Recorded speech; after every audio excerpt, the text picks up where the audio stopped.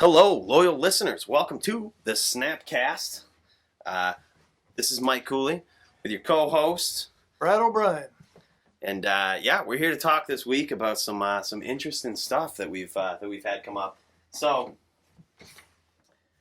let's talk about the modern format. Jumping right into this, let's talk about the modern format, post-modern bannings that we talked about last week. How do you think the modern format's doing, man? I think it's kind of a free-for-all. I think people are trying fun decks again. They're trying to see throw everything at the wall, what's going to stick. We've got some results from some MTGO leaks to look at. We're looking at a top 8 list from a modern league with 8 different decks. You want to know something I was really happy about this MTGO Modern League list that popped up on the looks like 121 was the fact that collected company or collected toolbox is back to how it should fucking look. Like, we looked at a list last week and it was running, it was trying to get under Oko. You know what I mean? Like, it was trying to get under it, race it, and do so much damage so quickly. And now it's finally back to having a friggin' devoted druid in it. Well, and that's the thing. This is collected toolbox, but this is we're looking at Konyo Bitumare 15. Yeah, we're gonna butcher a bunch of names, Moto names. It's all right. Pick better names, ones that are easier to pronounce if you want us to say them right. It's showing as the 3rd place deck from this event on MTG Top 8. This is a Devoted Druid combo deck. This is a Vizier of Remedies Devoted Druid deck. Collected Toolbox. The only thing that's really interesting in this list is it's a Knight of the Reliquary list. Hell yeah, man. Knight of the Reliquary's back. It's like you said, I'm so pumped to see 8 different decks in the top 8. And the fact that you can run fun cards like Knight of the Reliquary and Knight of Autumn and Giver of Runes and Devoted Druid being back in these lists, this is just so cool, man. This is really cool. What other decks in here caught your eye? So first of all, I just want to say the fact that a Teamer aggro deck is number 1 in this MTGO event, this MTGO Modern League, blows my mind, dude. I love it. I love the fact that we have, this is, for people that might not be able to, see the list or might not recognize the name, Teamer Aggro is Rug Delver. Teamer Aggro is a Rug Delver deck, like the decks that they used to run in Legacy.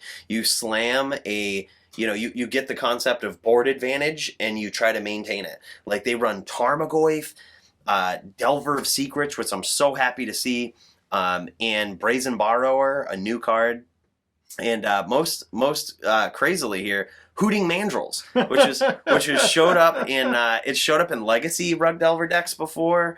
It's basically Hooting Mandrills is really cool. It's a common card, and it's a 4/4 for 6 mana. However, it has Delve, so it's a 4/4 trample for 1 mana, basically. Yeah, it's insane. Yeah. And with this card where you're playing Serum Vision, Sleight of Hands. Bless you. Thank you. You're getting some cards in your graveyard. But even at this, if you go Delver on 1, you're hoping to flip it. What's exciting you? Oh, you got excited.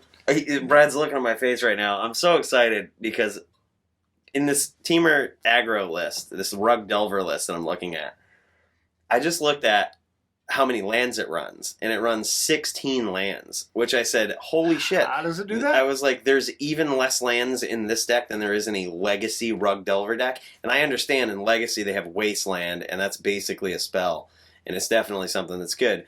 However, I was like, how do you make this deck work with 16 lands? And then I see Once Upon a Time, and I'm like, yeah, okay, so that's the answer. How busted is this card, dude? This is insane. Showing up in a lot of different lists, like a lot of different. It was in the top 2 decks. It was in Allosaurus combo and this Rug Delver deck. Not in the collected toolbox deck. Probably not in the other. Probably Urzatron, I bet it's in there. Yeah. Yeah. Let me see. Is it? Yeah. Yep, Once Upon a Time. Yep, 3 copies. 3 copies. God, dude, that card's so good. So it allows you to run 16 land in a Rug Delver deck, which I'm telling you, the biggest thing, when I was playing this deck, I played this deck for a spell in Legacy. And the one thing that you needed, like, going into it is you were like, all right, man, I just need a land. Like, you know what I mean? Really? Because it was so light on land. It would run the 4 wastelands, and you're like, I just need a fetch land or something that's going to allow me to play a turn 1 threat. Like, I ran the version with stifles and shit, so, like, if your opponent had opposing wastelands, you could just jam down a land, and, like, if they went to waste it, just stifle it. You know what I mean? It was so cool, but you always were like, all right, I need to hit a land. This gives you 5 more cracks at a land, man. That's so insane. I can't even believe this. Modern is so cool right now. And that right there is what I want to hear. Modern is so cool right now. Now, granted, I'm still going to grind humans. But I like that I might see some new stuff. Also in this top 8 list, and let me just run down the list. First place was this Teamer aggro list. We'll probably talk a little bit more about this because, again, this is something that you haven't been able to do in Modern in a while. Allosaurus combo, which is a very fragile but powerful combo. It's another Gristlebrand combo deck. Potentially turn 1 win. Yeah. Now, it's interesting. This is harping on Eldritch Evolution. The deck that we saw last week that was mislabeled as a toolbox deck, which was actually the Golgari Sacrifice deck that was based on Yawgmoth. Mm-hmm. That was labeled as a toolbox deck last week. That was also running for Eldritch Evolution. That might be a card to look at. It might finally be the time where that card is seeing play in multiple decks. Oh, for sure. I mean, I'm a step ahead of you. I picked that card up freaking a year ago when it was $2. I think it's $4 or $5 right now. Which is, if it follows in the shoes of its predecessor, Birthing Pod, it may be a few years before that card goes up, but it could very well. It's already been a few years. Now I'm seeing it in multiple decks. So I think we both might be onto something. No, so it's used in Collected Toolbox? No, it's not. Okay, see, I think that's the test. Like, if this is used in a Toolbox deck, that was, if you look at, again, its predecessor, like Birthing Pod, you couldn't make a creature deck back in the day when Birthing Pod was legal in Modern. You couldn't make a creature deck without having Birthing Pod in it. Like, you needed to. But the same thing with Eldritch Evolution is you're going up stepwise. Mm-hmm. You're going from 2 CMC to 3 CMC, 3 CMC to 4 CMC. With this toolbox, you want to go get a specific card, and everything in this deck is a 2-drop or a 3-drop. You're not trying to sack something for value to go get a bigger card. So in this toolbox deck, you're running Chord Calling because you want to go get the one card you need when you need it, and you want to do it on their end step. Oh yeah. So Eldritch Evolution is certainly more impressive in the combo builds. So like the Allosaurus combo or the Yawgmoth Thran Physician Golgari deck. But I still think we both agree that if you don't have Eldritch Evolutions, it's worth having. Oh, for sure. For sure.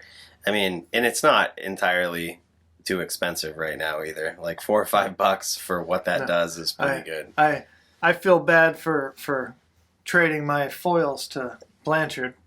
He was playing that deck exclusively for a little while.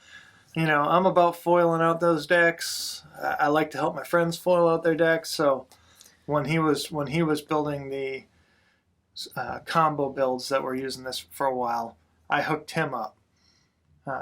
Interesting. Also in this top 8, we got Ad Nauseam, Death Shadow, another deck that we definitely want to talk about. Oh, War of the Spark, uncommon. A Boros Nahiri, which is the red-white control decks of old. We got a Rakdos Elementalist. Oh, we'll definitely have to talk about this. So like there's 3 more lists in here that we have to talk about. Oh, for sure. What do you want to talk about next? Well, let's tackle the. We actually have a couple ideas, some of which were inspired from these lists for the section that we'll get to next. However, let's just talk about the crazy, awesome rogue decks that show up, such as Boros Nahiri, which you mentioned. I have loved Nahiri for a very long time, ever since I first played against it with Classic Affinity, and I was like, wow, Nahiri's so busted. Like, you know, Nahiri is a 4-drop planeswalker, and it says, it's a white, a red, and 2 colorless. Comes out with 4 loyalty, and its abilities are +2 loyalty. You may discard a card. If you do, draw a card. Rummage. Yep, Rummage. -2, exile. Here's the kicker, dude. Exile target enchantment, tapped artifact, or tapped creature. Like, that's so good. It hits the battlefield. You don't know you don't know your opponent's going to play it. Especially, if they're running a prison deck, you don't know they're on the Nahiri plan. You don't know, you're not exactly sure what they're doing.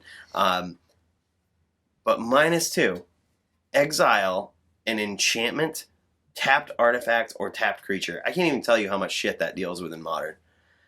I mean, especially when you're when you're backpedaling, or you're trying to, you got your back against the ropes, you're trying to gain an advantage. Your opponent's probably swinging out at you with whatever they managed to get on the board, through a chalice, through, your removal spells. They're coming at you hard. Nahiri hits the battlefield and instantly gets rid of likely anything that they've landed on the battlefield that is gonna pose a threat to you. And then remains on the battlefield for you to have to still deal with it. And then let's not forget its ultimate, which is basically go get Emrakul and win the game. Yeah. So its ultimate, it says, -8, search your library for an artifact or creature card, put it onto the battlefield, then shuffle your library. It gains haste, return it to your hand at the beginning of the next end step, so at end of turn. It's insane. Like, there's certain abilities, there's certain facets that any planeswalker needs that make it a godly planeswalker in Magic history, right? Look at the top planeswalkers. There's a common theme of the thing that they can do. First of all, they can gain you card advantage, right? Like, that's a big one. Can Nahiri the Harbinger gain you card advantage? One would argue yes. Technically, you don't gain cards from its top ability. However, you don't lose cards. You know what I mean? And oftentimes get better cards. You filter the cards in your hand. The other facet of very good godly planeswalkers is they can protect themselves. So if your planeswalker can't protect itself, I don't care how passionate you are about it, it's likely not a good planeswalker. Nahiri is a very good planeswalker. She can protect herself as soon as she comes out. Exile an enchantment, tapped artifact, or tapped creature. So whatever they're swinging at you with, exile it. Like, that's really good. And the other third and important facet of any godly planeswalker is its ultimate has to win the game. Like, when you ultimate it, it wins the game. If your planeswalker can do that for 4 mana or less, your planeswalker is good. And Nahiri does all that. If your planeswalker can do that for $5 or less. Jesus Christ. Yeah. I bet you guys can tell what segment we're going to talk about her in. Would that be pick this shit up? Jesus Christ, it would be. But we'll get there. There's also some other cool stuff. So there was a variety of lists in this, and there was another thing that... Before we leave this Boros Nahiri deck, yeah. I want to point something out, because I think I said this last week. Maybe I'll go back and check the tape. But now is a great time for Blood Moon. Is it? You think so? I really do. I think now is a great time for Blood Moon. I think people are trying out... Whenever people are trying out crazy stuff, they're screwing up their mana bases. Oh, yeah. Oh, yeah. And I can tell you in my personal experience, I haven't seen a Blood Moon on a table in 6 months. It's almost like you don't have to worry about it anymore. And that's the time when you break out your Blood Moon. So I'm not surprised that a prison deck like this made a top 8 recently. That's a good point. And I like the point that you brought up about people trying out new decks. One of the things that I've been a big believer in the modern format for a very long time, and I think now is the time to really be good with a certain deck. Like, you know what I mean? Like, right. have a deck that you know front and back and be good with it. And I think Modern has returned to that spot where if you have a deck and you're really good with it, I think you're going to put up some good results. These people right here, I can almost guarantee you, this ain't their first time playing this deck. No. They've been on these types of decks for a while. Allosaurus combo has fallen out of favor. Someone picked it back up, and now it's back in the game. They're not just doing that because, hey, I think this is going to be a good deck this week. They're doing it because likely they know the deck front and back. Like, they know the strategy front and back.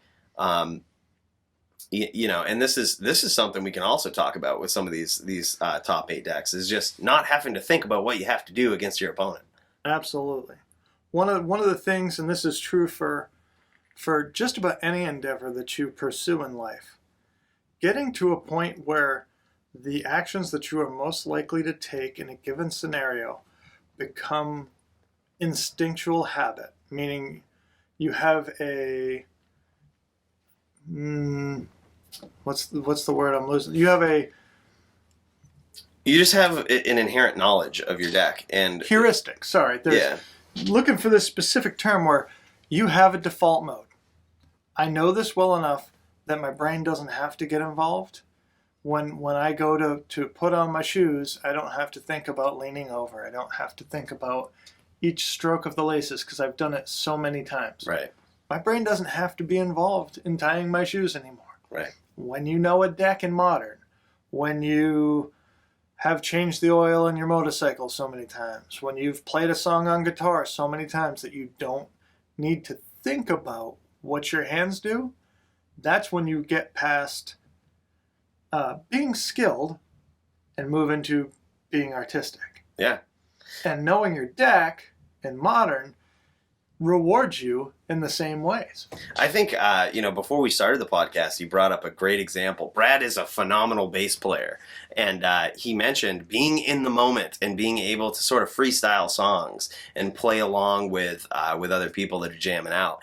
He says, if you have to activate your brain, like if you have to think about what you're doing, then you're not really in the moment. Like, you can't really feel it. You can't really know exactly what to do because you're thinking about it all the time. Exactly. When you train, so you more than I do, but we both have a little interest in mixed martial arts, and samurai swords fighters, anybody that's doing something like this, they train themselves to the point where they don't have to think about it, because if a punch is coming at you and you have to think, okay, I'm going to do a 4 cross arm block, you've already been punched in the face.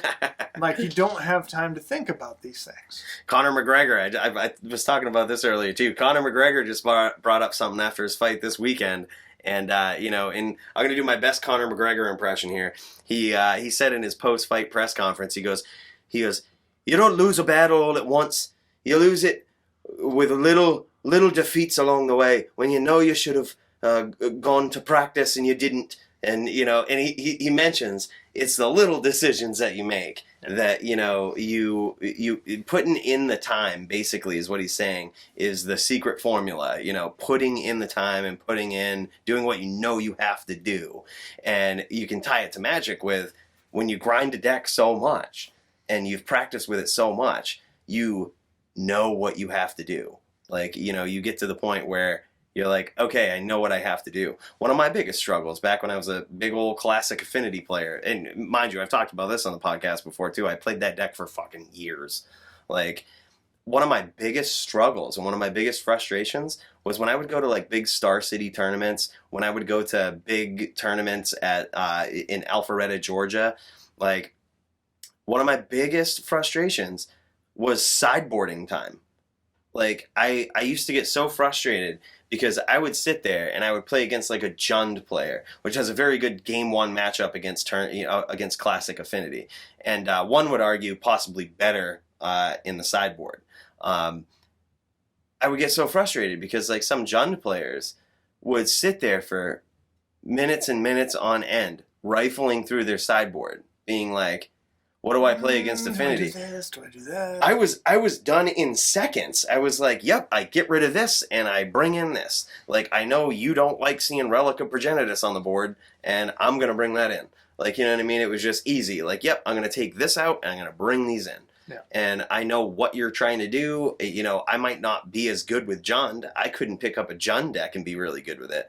But I knew Affinity back to back, but you know. That's exactly what we're getting at. Yeah.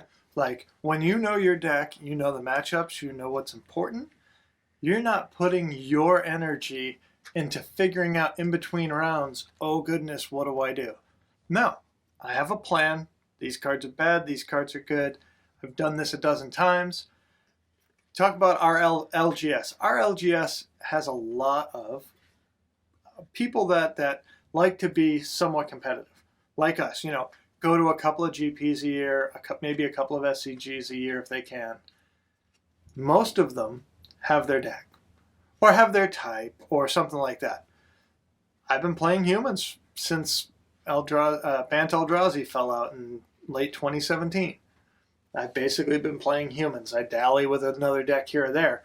So when I sat down this past Monday night at Monday Night Magic, Monday Night Modern at our LGS, I sat down across from a Merfolk player and took it 2-0. Hopefully he doesn't hear this. I'm not putting you down. He's a very good Merfolk player. I'm not gonna lie. But when it came time to sideboard, I didn't have to think about it. I knew exactly what I was doing. Oh yeah. And that's exactly what you're saying. When he and I have played that matchup of tribal creature aggro so many times that if I sit down against another tribal aggro deck, I at least have some idea of how a matchup's going to go. So when I play against spirits, okay, like Merfolk, they're going to try and play on my turn. They're going to try and be tricksy with their bounce creatures and their exile creatures, or their creatures that are going to flash in and pump. It's sort of like playing against Merfolk.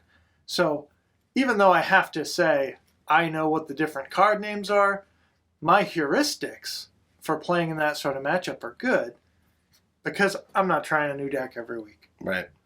You know, we're also lucky in the fact that, you know, and this is not a plug in any way, but we have, in my opinion, one of the best LGSs in the state, Game Citadel in Bangor, Maine. If you play in Maine, I highly suggest you play at that shop. I mean, I've been all around. I've lived in, you know, Waterville area. I've been to shops all over southern Maine. Although I haven't explored much in northern Maine, I can't imagine the player base is as big as it is in the Bangor area. And everybody knows their deck. It's like you said, they all have a type. They all know it very well. And this is one of the only LGSs I've ever been at where this, you know, I just mentioned the sideboarding time, right? Yeah. I oftentimes am the last person to finish sideboarding, and I'm pretty quick. Like, yeah, I would consider myself very quick at sideboarding. And, like, my opponent's shuffling their deck. You ever been in those situations before where you finish sideboarding, you shuffled up your deck, and then you slam it in front of your opponent to, like, cut your deck, and they're still shuffling and rifling through their... They haven't even put any cards into their deck yet. Oh, yeah. They still got, like, piles that they're searching through, like, maybe I could put this pile in, but I have to take out this. And you're sitting there awkwardly because you've got your deck sitting in front of them, waiting for them to cut, and you're like, should I just pick it up and start shuffling again, or should I just wait patiently, dominantly? Oh, yeah. What should I do? If I, at the local game store, I usually pick up my phone. I'm not even going to lie, like, all right, this is your time now, dude. Do whatever you want to do. I'm going to go see who texted me. What's going on Facebook? Don't do that at a high-level tournament, man. No, I won't do that at a high-level tournament. And that is great advice. Something that this just made me think of is I consume a lot of MTG-related content. I watch streams. I listen to other podcasts, play the game, surf the websites. There is this bullshit trope out there of friendly local game stores where, oh, you know, you can play these tier 3 decks at your friendly local game store. I haven't played at a whole lot of game stores, but I've played at a few in Maine. And I'm in fucking Maine. And I'll tell you what, there isn't a local game store in Maine that I would bring anything less than a tier 1 deck to. Because everybody wants to be smart, everybody wants to be cool, everybody wants to be competitive. Yep. And so unless you're a young person that without the financial means to buy into a high-level modern deck, if you go to a modern event at a friendly local game store, don't think that your brew that you just scabbed together with a bunch of cards out of a plastic bag are going to be competitive. Oh, yeah. To be fair, most of the time when I see people like that, they're having fun anyway. Yeah. They're not there to win. I'm a fucking salty dog. They want to make me a play mat with my face on Lou Ferrigno, all green, that says you wouldn't like me when I'm salty. Yeah, that's true. They really ought to do that. I can attest, man. There's been plenty of times I've played your humans matchup with Hardened Scales. I slam a turn 1 walking ballista. There was one time I fucking love this. I love Brad. I love you right to death. I fucking 2 games in a row slam a turn 1 walking ballista, and he literally stands up, extends his hand, and says, "Good game. I've got shit to do."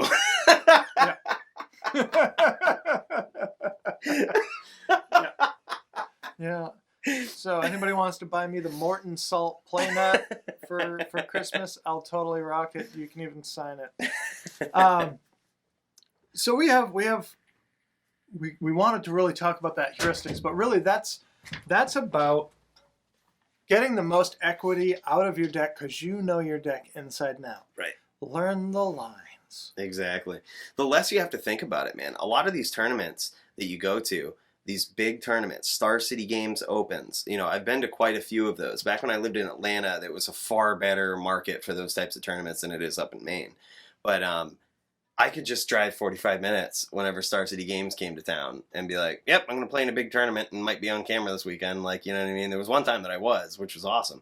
But they're tournaments of attrition is what they are. You can be a good player. You can be a phenomenal Magic player. I've seen plenty of phenomenal Magic players scrub out in tournaments. I mean, I shit you not. Atlanta was full of big names in the Magic community that would come to my LGS down there. Like, for example, 3-time Star City Games Open winner Andrew Schneider was somebody that was at my LGS down there every week. Like, we'd play the modern matchup. He played the same goddamn deck. He was on Splinter Twin all the fucking time. I was on Affinity, and I remember sitting down and having a beer with him for like hours after a tournament, and we were just grinding that matchup. And it was so cool because he would teach me a lot about how to play my deck against that matchup, and I got to play with some of the big names, you know what I mean? Like, he enjoyed drinking with me. I guess I was a pretty fun guy. But, but at the same time, like, he would go to a tournament with exactly that type of deck. Like, with exactly that style. And I think, honestly, that's why you see him and people who are very comfortable with their deck win Star City Opens multiple times, top 8 multiple times. It isn't that they have, it's I shouldn't say it isn't, but it's rare that they've just picked a meta-breaking deck.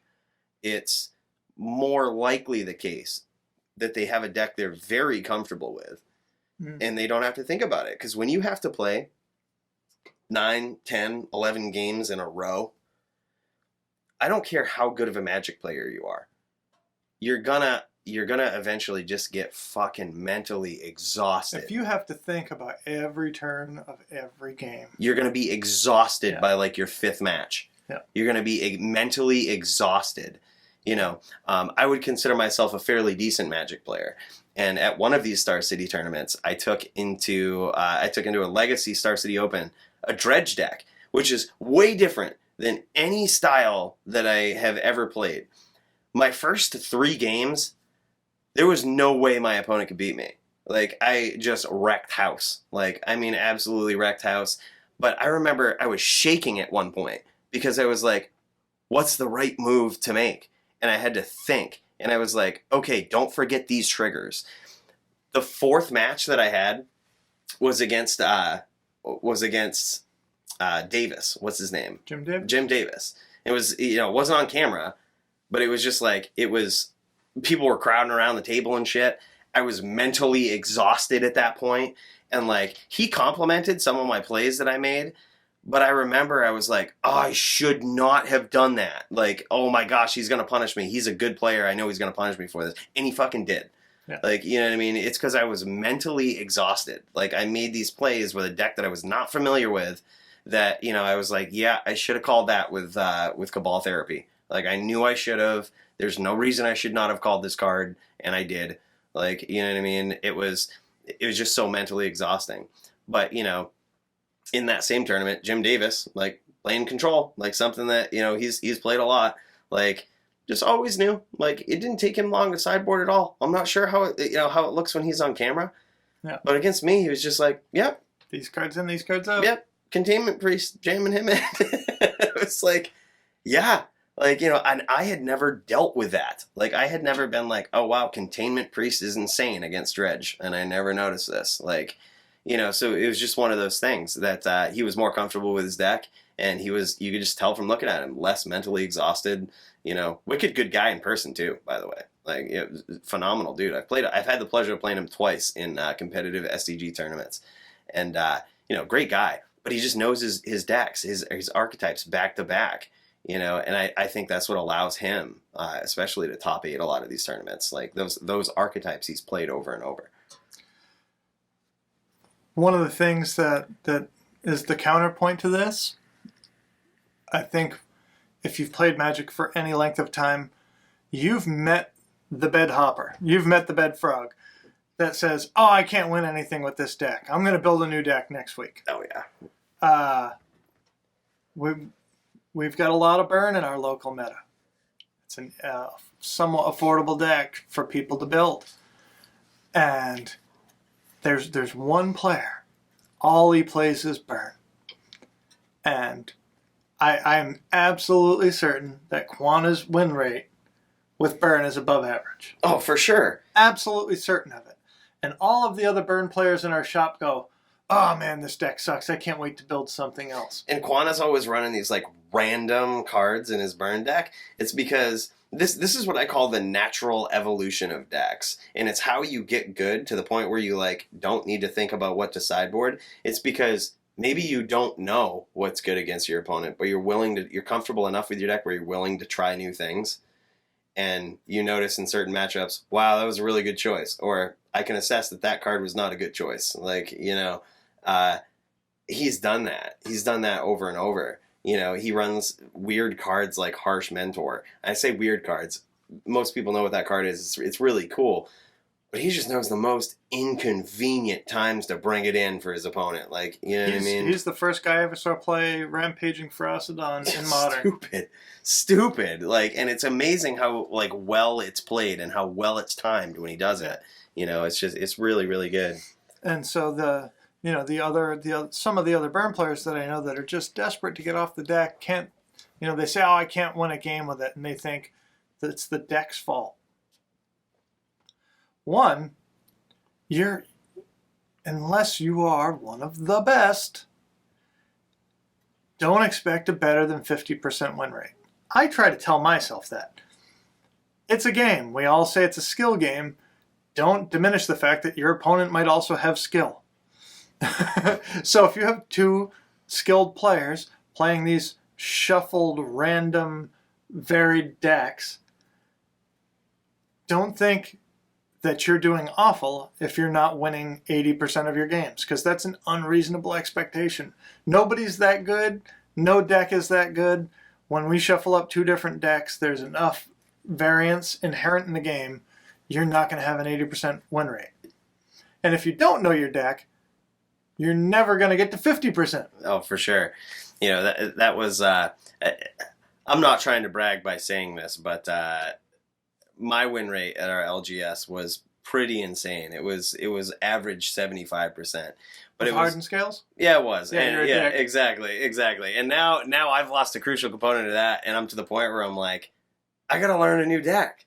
And you know, it's like I'm used to that going in. I used to bank on the fact I was like, okay, I'm gonna win this, and I'm gonna get this much payout. How long before I can buy a Tundra or something? You know what I mean? Like it was one of those things. But like now, this especially, I'm feeling it because I'm like, can I even run hardened scales without Mox Opal? Like, I'm sure I could. I'm sure I'd wreck some people with it. Come on, last week you were telling me fast mana is no big deal. Well, it's no big deal because the cards that it could pump out are what you should worry about. Yeah. You know what I mean? Like that's kind of what I think. I think that Wizards has got it backwards. Like it thinks about enablers and things that enable you to do busted stuff. And while that should be taken into consideration to some degree, like what kind of busted stuff is costing like 2 mana that is so broken on turn 1 that like or 2 or 3 mana that's so broken on if I drop it on turn 1 Walking Ballista. Exactly. Like that's what. Absolutely. I would completely agree. Walking Ballista is very busted. I understand. So this is great because I think a little disagreement is healthy in a relationship. We have a very healthy relationship. We do. They're always going to print something that ends up broken if there's a fundamental enabler. So I think by taking out the enabler, they can be more comfortable with printing things at 2 mana that would be very powerful, that are only broken if you can do them on turn 1. Yeah, but if you stop everybody from being able to cast them on turn 1, then they're just as broken on turn 2, you know what I mean? Like if nobody can fast mana it. On turn 2, your opponent might have a counter spell. On turn 2, they might have a removal spell. Which is true. I see your point. Yeah, it gives opportunity for interaction on turn 2 that they're not going to have on turn 0 or 1. Yeah, but yeah, I see what you mean. Although, and we will tell you, we're working every week behind the scenes to give a better podcast experience. We're learning this. We're listening to ourselves and trying to improve things. And I don't want to tangent too much, but the Force of Vigor. Busted. Really good card. Really good card. Like, there's actually a list of humans out there now that's dabbling in green and thinking about like, okay, I'm playing for Once Upon a Time in my new humans deck. I'm going to sideboard in Force of Vigor, and when you lay out 3 cards in Affinity on turn 1, and I'm like, sweet, just exile this Once Upon a Time and blow up those 2 things. It feels so bad. I remember I had that card played against me when I was on Hardened Scales, and even if your opponent gains a mana and card disadvantage on you, it feels bad. Like, I had somebody cast it when I had a Hardened Scales and a Walking Ballista out, and they hit, technically, if you look at mana advantage of that card, like, in any way you slice it, they lose on mana advantage. They don't win out on card advantage. They're going 2 for 2. Yep. But it felt so bad. Tempo advantage is pretty strong. It felt so bad. I mean, when you think about, there's been cards like, what's the white card? Here it is. We get at least one per podcast. We can't remember the name of the card, but we know what it does. It's a instant spell. It's costs 2 white mana and 2 colorless, and it says exile target artifact or enchantment. If you played it on your main phase, exile 2 instead. Yeah, that's a 4-drop spell that was a staple in Commander. And you mean to tell me they've printed a card, Force of Vigor, for the exact same mana cost, 4 mana, that has an alternate free mana cost? Like, that's ridiculous, man. Like, that is a insane card. You know why it's never going to be banned? Because it's defensive. Force of Vigor? Yeah. Right. It's busted a defensive card. It's busted on your opponent's turn. You're down a card. Yep. We're rifling through right now. It's called Return to Dust. So, Return to Dust. They've essentially done Force of Vigor that's a little bit better than Return to Dust for an alternate mana cost. And Return to Dust was already good. Like, this was already a staple card in Commander. And now it's just even better, and it's in Modern. Like, the card, it's insane. Wizards typically doesn't ban defensive cards no matter how much they're played. Like Force of Will is another example of that. In Legacy, for a while, people, and this was a long time ago, but people were talking about like, should Force of Will be banned because it's just so demoralizing to play against. And it's like, nope. They were like, we don't care how many decks play a card. We just want to make it so that we ban the cards that are not fun to play against. And it's like, okay, I get it. Like, if you're playing a fair deck and, people are sideboarding out their Force of Wills because they're losing card advantage to you, and that's not a good thing. You know what I mean? But it's defensive. They're never going to ban that. Like, and it's the same with Force of Vigor. They're never banning that. Like, it's so demoralizing to play against when someone just next levels you on it. But it's never getting banned. That card is just around to stay, man. All right, we're about 40 minutes into this week's podcast. Let's hit our segments about, pick this shit up, write this shit down. We've talked about some deck lists. We've talked about some other stuff. What cards are you thinking about right now? My God, well, we already kind of alluded to her. For this segment, let's just dive right into pick this shit up. All right, Cards these are to get cards. now. Yep, cards to get now. The card price right now will likely never be lower than it is, or anytime soon, unless there's some crucial piece of information that we don't know about as non-insider traders. Let's not get into that. But these are cards that, at this price, you probably want to pick them up, and probably pretty soon. And the first one we alluded to earlier was Nahiri, the Harbinger. Very good Planeswalker. I've already said my piece on it. She has all of the workings of a godly Planeswalker at 4 mana. Absolutely. A Planeswalker at that power level that's going on about 5 years old. I'm trying to think of, that was like Shadows over Innistrad, the last Innistrad block. Under $5, has repeatedly come up in these same lists. I don't see it ever going below $5. If this hits at a tournament weekend, if 2 people are in the same top 8 playing one of these prison lists, this would be a $15 card. And I don't think it's even restricted to a prison list. A lot of people are playing it in a prison list because that's the tried true way to go. Like, if you're playing a prison deck, you're going to be playing Nahiri now. But this card is so powerful. Like, if you look at the things it can do, like, it's, just like we talked about, it gives you arguably card advantage. It can protect itself, and its ultimate wins the game. How much mana does it cost? 4 or less? Great. Like, that is a godly Planeswalker. So, pick this shit up now. What Absolutely. else are we talking about? I would say the next thing on the list for pick this shit up is something that you saw in also the same top 8 list since the new modern bannings in Rakdos Elemental. Woo! Was Lightning Skelemental. I like this card. I love this card. From the second I saw it, I mean, this was a 99-cent card not long ago. And I believe right now it's up to like $2 or something. No, it's still 99 cents. All right, great. Get this friggin' now. Like, I'm not sure if you've ever been cracked by a fucking lightning skelemental, but it is the worst feeling. Likely one of the worst feelings. Hi, do you like the taste of lightning? And it's even worse. Like, Do you like the taste of ball lightning? Oh my God, man. Like, so even if you have no friggin' cards in hand, right? And Eat it. someone surprises you with a friggin' 3-drop 6 damage, that's stupid. Like, it feels so bad. You're like, shit. Like, and you can't even leave out a blocker for it. You know it's better Like, than it's got, like a chump. You know what's better than 3 mana for 6 damage? I was just going to bring this up. I see where you're going to. So Brad just pointed to a card called Unearth, which this is why I instantly, when first time I played against this deck, it was in, the player called it a zoo deck. It was in not a tribal zoo, but a 4-color zoo. And I was playing Mill just to troll him, and I milled like so much of his library. And the next turn, he unearth, and hits 2 lightning skelementals. Game was over. I was like, yeah, well, that card's busted. Who got trolled there? Yeah, I was like, this card is busted. But yeah, so the fact remains that you can unearth lightning skelemental. So unearth is a 1-drop sorcery, and it says, return target creature card with converted mana cost 3 or less from your graveyard to the battlefield.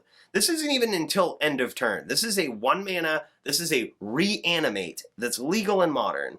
That, it can only hit a 3-drop or less creature. What creatures get played in Modern? A lot of 3-drops or less. Like, you know what I mean? And Lightning Skelemental is just one of the worst feeling cards to get unearthed. Like, it hits you, and the worst feeling after it hits you once is when it gets unearthed and hits you again. Like, You know, if you didn't feel bad enough the first time, you get cracked by it again, and you're like, I feel like I should have prepared for that. Because now I'm at 8 life and I have no cards in my hand. This is ridiculous. So there's another card in this list that is as low priced as I think I've seen it probably in 2 years. Absolutely. I know exactly which one you're going to. What's that? Blackleaf Glyphs. Yes. Insanely cheap right now. So now, when the hollow one, red-black hollow one, at that deck's peak, this was easily a $50 card. This is another card that people have clamored about. When are they going to reprint these Mirrodin fast lands? Now that's where we should be inside traders and know. Maybe this is low because it's going to hit a reprint soon. We're not 100% sure. But for whatever reason, this thing is $19.99. Like, and Brad saw it on a couple of websites for even less, like $16 or something like that. Yeah, I want to buy a playset. I was looking for 3 or 4 copies at a time, and if you're looking for these for yourself to have in your collection before they spike again, moderately played, lightly played, no problem. Jesus, there's one for $13 there. It's damaged, but fuck, man. But I mean, Channel Fireball is not necessarily a cheap vendor. They've got 3 copies. Moderately played for $16. So God, it's so good. Almost at a play set for under 40. I mean, I remember I literally, when I saw this card spike to like $50, $60, I took all of mine and sold them online. Yeah. I was like, I'm going to be left with 0, but this card is significantly overpriced. I think in the long run, it's, you know, when it hits a reprint, I would then expect it to go down to $20, between $10 and $20. Like, it hasn't been reprinted. And it's at $20 right now. So unless people at Channel Fireball or some of these other websites know something we don't, that it's going to get reprinted soon, this is an absolutely phenomenal price to pick this card up at. It's a little higher than like most of the cards that we suggest, which are usually like, you know, $5 or below or $10 or below. Yeah. But like, we've never in 3 years seen this at a lower price. And I think this is a direct result of Oko having been so good in Modern that its #1 format that it was used in, it kind of fell out of favor. With Faithless Looting getting banned, with, you know, the big cards that were in those formats getting banned that, you know, would really abuse this card, it's kind of fallen out of favor. And it's still a really good card. It's still used in Jund. It's still used in these decks. Dredge. This Lightning Skelemental Zooey deck. Look out for Dredge making a comeback because of Ox of Aganis in Theros Beyond Death. Oh, is that the new dude that comes in from the graveyard? It's one of those. This Ox lets you discard your hand, basically. Jesus. And that's people. I was listening to another podcast. Aaron Campbell was talking on the Magic Mike's podcast that it's going so far that there are Dredge players out there testing lists that drop green entirely. They're no longer playing Life from the Loam. They're red-black. Wow. Dredge lists. So I think this is actually a pretty good scoop, because if those new Dredge lists that are exploring these new Broken Graveyard decks are Broken Graveyard cards that are working with this escape mechanic, we talked about it last week, this is going to be another $40 land. Absolutely. Which I think is a great segue into the next section, which is a card that we should have written on here, which is Write This Shit Down, is Leyline of the Void. Like, it's currently in Standard, and it's just such a good card that counters a lot of these strategies. I think when it finally goes out of print, it's going to drop a bit. At that point, make sure you write this down now, and when it rotates out, get all of the Leylines of the Voids that you can. You know, that card is just so good against so many strategies, and definitely worth picking up when it rotates out. So yes, we've moved on to the section, Write This Shit Down, I believe, unless you had anything else to add about that. No, that works for me. Perfect. So, Write This Shit Down. Anything else you want to add about Leyline of the Void? What I would add to it is all of the ley lines are as low as they'll ever be until they're reprinted again. The new green ley line was banned in Pioneer, has seen play in Modern, it's undervalued. The White Ley Line, Sanctity. Famous protection. Boggles will play it in the main. Recently reprinted. I mean, they're all in standard right now. Mm-hmm. So I think Leyline of the Void has historically been the highest costed Leyline, has seen the most play, especially in broken Eternal formats. Get them while you can get them cheap, and don't cry 3 years from now when they're $50 cards. Again. Right. Again. Yeah, exactly. Like, and there's no convenient sets to reprint them in. Is the problem with cards like that? With these unique abilities, you know, they kind of had to rotate back to Theros and bring in enchantments. You know what I mean? To really make it okay to like reprint ley lines. I think, even though they're not in this new Theros set, they're in the same block. Like they're in the same. Like they make sense. That is interesting. Maybe we can talk about this in a future podcast. Wizards has gone away from the 3-block format where they make 3 sets that are all part of 1 block. But really what they have done is seed every set with flavor of the next set. Exactly. So they've still built in a gradation where one set blends into the next. And there are some cards in the core set that were planted for Theros. Exactly. And there will be cards in Throne of Eldraine that are planted for Ikoria. Yeah.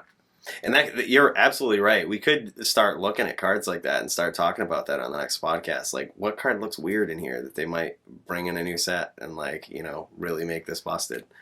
So yeah, Leyline of the Void, definitely write this shit down. Not something you would necessarily want to pick up right now, but when it rotates out, definitely a good pickup. I can see a good price for this being, if it's ever under $10, definitely get it. Like, that's, you know, I picked up my first one when it was 99 cents, and I was kicking myself 5 years later for not picking up 50 of them at that price. Like, that was big.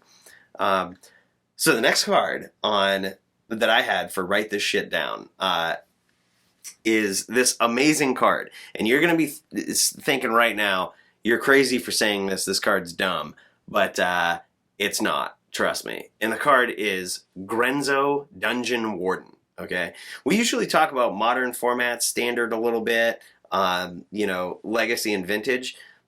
This is a commander card for sure. You know, which is, you know, drastically highlighted by the fact that the foil version of Grenzo is worth like $12, $13, while the regular version of Grenzo is worth 79 cents. Trust me when I say this, as soon as I saw this card and played it and built a deck around it, I picked up 13 copies of this card at 79 cents. So Grenzo Dungeon Warden is, I believe the only formats that are legal in is like the older Eternal formats in Commander. But Grenzo Dungeon Warden is a goblin for a red, a black, and an X. And it's a 2/2, naturally. And the X is optional. It just says it comes in with X/1/1 counters, right? So whatever you pay for X, it comes in with an X additional 1/1 counters. Its ability, and we're about to share with you some information that even if you're a high-level Magic player, you might not have known this, right? But this ability is insane. Its ability is just this. Pay 2 mana, and this is how it reads. It says, put the bottom card of your library into your graveyard. You don't even have to tap for this. Pay 2 mana. Put the bottom card of your library into your graveyard. If it's a creature card with power less than or equal to Grenzo's power, put it on the battlefield. So there's a period in there. We have 2 different sentences. Yep. Put the bottom card of your library into your graveyard. Okay, I've done that. Then we check. If it's a creature card with power less than or equal to Grenzo's power, put it on the battlefield. So, first of all, let's just talk about the value of this card, right? It is a 2/2 for 2. Good enough. It passes the vanilla test over and over again. It's a commander. It allows you to run, you know, tribal goblins in black and red, the best goblin colors, you know, for 2 mana. 2/2 for 2. Then let's assume you pay X. You can pay friggin' anything you want. Like, the later you cast this, the better it gets. You know what I mean? It can just be a big friggin' goblin if you need it to be, which a lot of goblins can't do. Like, it's insane. That right there, just the fact that it can be a huge motherfucking goblin that comes out and is like... We have taken our PG-13 rating and jumped it up to NC-17. But I'm saying, like, when I used to play Legacy Goblins, and I would jam all these chumps down, you know what I would hate to see? A fucking Tarmogoyf staring me down the face on the other side of the field. Yeah, like, you know what I mean? But, you know, Grenzo, it just solves those inherent goblin problems by being, like, you can cast him as a 5/5 if the game has gone on long enough. He just contends with these big creatures. So he can do that. He has the ability to do that. But now, let's look at this incredibly, in my opinion, busted ability that he has inherent with him. So not only does he come into the battlefield with X/1/1 counters, whatever you paid for X, but then you can pay 2 mana and flop the bottom card of your library, and if it's creature, put it into play, basically. Like, is basically how that reads. Now, you told me something earlier that I didn't know, and this is why I pointed out there's a period in that sentence. Absolutely. So there is a hidden ability about this card that I didn't know this until I played, you know, against one of my very competitive friends at a tabletop game of Magic, and both of us were just like, I think it works this way. I don't think it works that way. Let's check this out.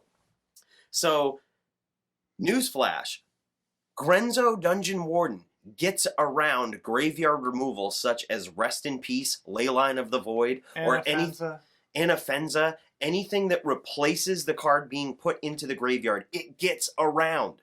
Like, it is not concerned about where the card is. As long as it is in a public zone, you know, as long as it's not basically in your library or your hand, whatever zone it's in, it will put it into play. It does not care what zone it went to. It just says, put the bottom card of your library into your graveyard. Then Rest in Peace says exile it instead. Yep, exile it instead. So now it's exiled. Yep, then what? Great, now it's exiled. Now let's finish out the ability. If that card was a creature card with converted mana cost or a power less than or equal to Grenzo's, put it in the battlefield. It does not care what zone it's in, which is just insane to me. I would have never thought inherently it worked that way, but it does.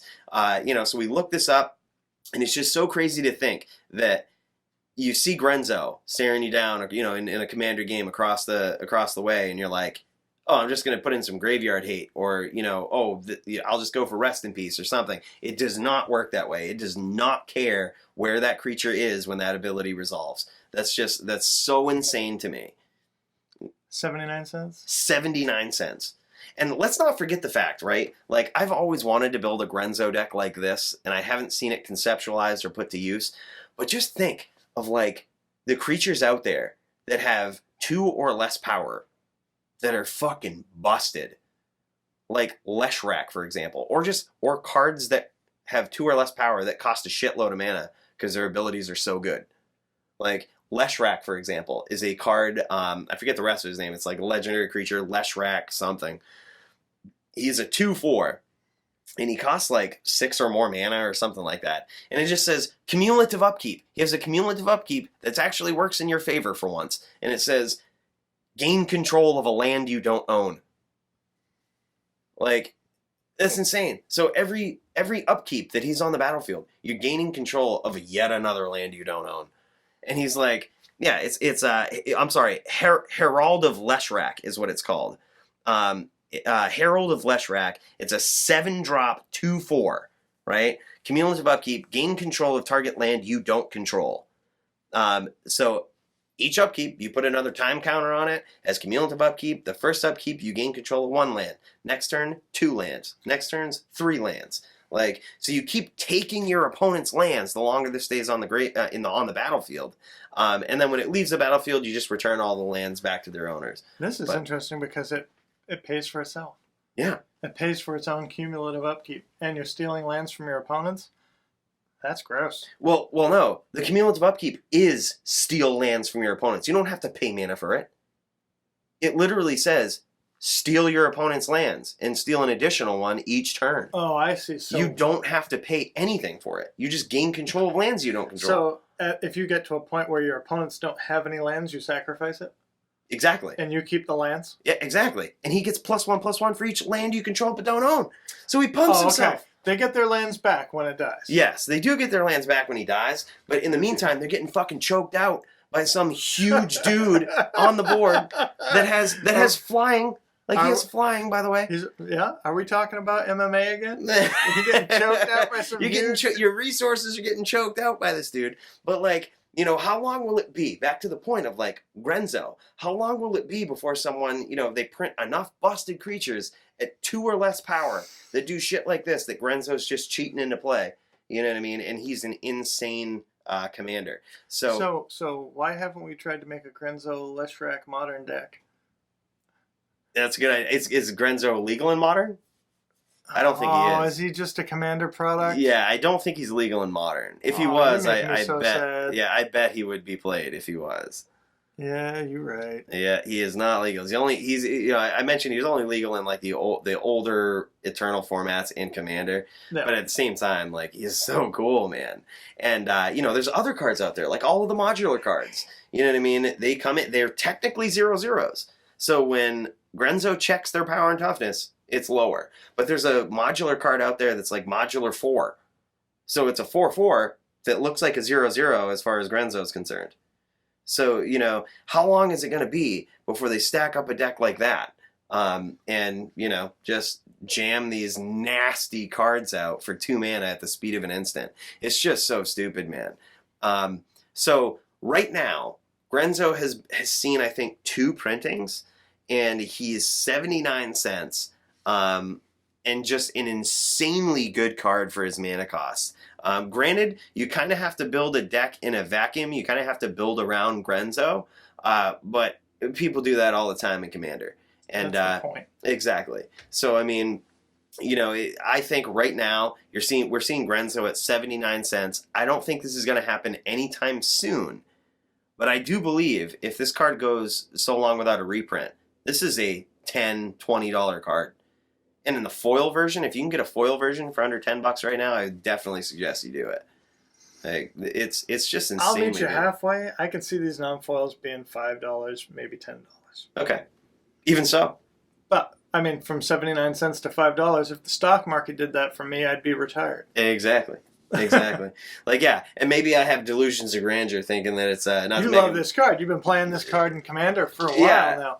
I mean, just because you beat me playing heads-up Commander against Neku so easily, don't get a big head about it. Well, no, I mean, it's just really good. You know, there's a lot of focus now on dual Commander, the one-on-one Commander. You see it all over MTG Top 8. That's all of the lists that they focus on is dual Commander. So what do you think people are going to play? They're going to start focusing on dual Commander. And one deck that I had never seen before up until recently was Grenzo. Like, it's so underrated right now, and just in general, I think I think as soon as more people realize the power level of this card and realize that it gets around graveyard hate, more people are just going to, pick this card up.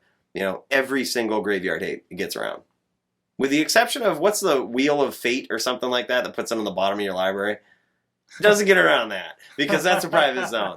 But at the same time, who the fuck runs that card? Like, nobody. You know what I mean? I can't afford it. It's like 99 cents, Wheel of Fate. Oh, you're thinking of Wheel of Fortune. Yeah. That's an entirely different card. But Wheel of Fate is like an entirely hybrid television show that you've been on. Yes, it is true. But it's a Wheel of Fate is a 2-drop enchantment for a hybrid white, hybrid green, 2 of those, and it just says if a card would be put in an opponent's graveyard from anywhere, put it on the bottom of the library instead. So it puts it in a private zone. Yeah, it puts it in a private zone. Grenzo does care if it's a private zone. If it's a private zone, it cannot put it into play, but if it goes into exile, it does not give a shit. It just puts it right into play. So, hidden ability about Grenzo, not a lot of people know that. I think that right there just makes I think that might be part of the reason why it's undervalued, is because not a lot of people know that about it. So, pre-release was last weekend. I got to play in a couple of events, crack a couple of pre-release kits. If there are 2 cards that I was going to talk about this weekend, one is Citizen Champion, which is 2 and a green for a 1/3, I want to say. Now I got to look it up. I should have grabbed my copy. What is it called? It's Citizen Champion. All right, I'm learning about this card now. So Cetacean Champion. I'm just going to read it out loud. It's a 1/3 creature for 3 mana, a green and 2 colorless. Constellation. The amazing ability they brought back. Whenever an enchantment enters the battlefield under your control, put a 1/1 counter on champion and draw a card. So, you like Legacy. There is a flavor of Legacy deck known as the Enchantress decks. One of the downsides to the Enchantress decks is they're not great beaters. Nope. This dude gets a +1/+1 counter and draws a card for playing any sort of enchantment. Yeah. If you play an enchantment creature, like a Courser of the Kruvix, you put a counter on this and draw a card. Or Opal Essence. So this card is the real deal. There's already some green-white enchantment decks being built in Standard. This will be an eternal playable card. I'm willing to make a pie bet on this one, like to just say this card will be real in multiple formats. It might be overpriced right now because the set isn't even legal until this Friday, but you should work to get some in trades. The other card that, and again, I think about the cards that I want to. Now I want to pick this card up. Giver of Runes. Card is still slightly undervalued. Card will not get cheaper. What is it at right now? Less and less people are opening up Modern Horizons. I think it's about $10. Yeah, that's really good. Let's see. How good am I at this game? $5? Yeah. What? Get all of these things. Mother of Runes was $5 for the longest time. And I hadn't seen a reprint since Urza's Legacy for the longest time. Well, and this is as close as we're getting. This product is not being opened the way it was 6 months ago. Mm-hmm. This is it. Modern, now that we have Pioneer, Modern is Legacy. You think about the value of cards that went up in Legacy. I know we'll talk about the reserve list. Kept a lot of those Legacy cards hot. People that want to stick to their format. A lot of people are afraid Modern's going to die. When people are afraid, that's the time to buy in. Exactly. So if people are selling out of Modern, buy in. Modern's going to be strong for a good 5-10 years, I think. I think if Magic as an entity stays strong, Modern will have a half-life at least that Legacy has had, if not another half again. So if Legacy has lasted through the 9 years of Modern and is just now really being sunsetted, I think we can see 10 to 15 years of Modern. And these cards that were printed at a Modern power level in a specialty set, in 2 or 3 years from now, are going to be the Tarmogoyfs of old, the Bobs, the Dark Confidants, the $50 Modern staples. Right. And when the hell are they going to reprint this card? Let's be serious. Like, when are they? They're not bringing this into Standard. They're not reprinting it in any Standard legal set. They're going to have to put it in specialty sets.